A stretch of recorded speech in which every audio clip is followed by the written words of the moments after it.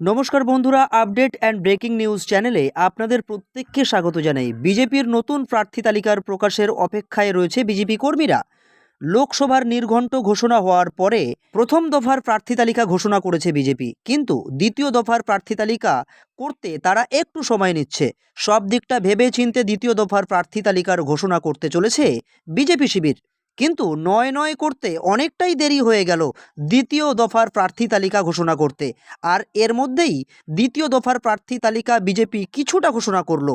ইতিমধ্যেই রাজনৈতিক ময়দানে প্রচারের ঝড় তুলেছে সমস্ত রাজনৈতিক দলগুলি। পশ্চিমবাংলার 42টি আসনের প্রার্থী তালিকার ঘোষণা করে দাপিয়ে বেড়াচ্ছে শাসক দল।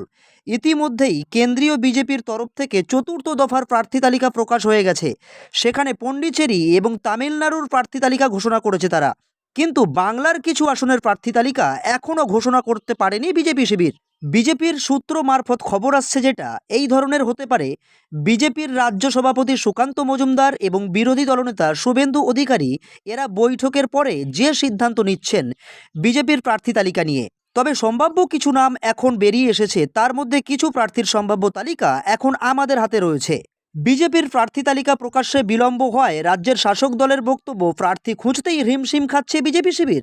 বিশেষত সমস্ত অভিযোগ উড়িয়ে দিয়ে বিজেপি সমস্ত দিক ভেবে তারপরে প্রার্থী তালিকা করবে জানিয়ে দিয়েছে বিজেপি।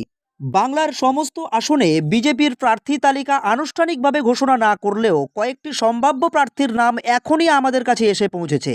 বারাসাতে প্রাক্তন আইপিএস দেবাশিস ধর, বর্ধমান দুর্গাপুরে দিলীপ ঘোষ, মেদিনীপুরে ভারতী ঘোষ এবং দমদমে শিলভদ্র দত্ত, ব্যারাকপুরে অর্জুন সিং, দক্ষিণ কলকাতায় বৈশাখী ডালমিয়া।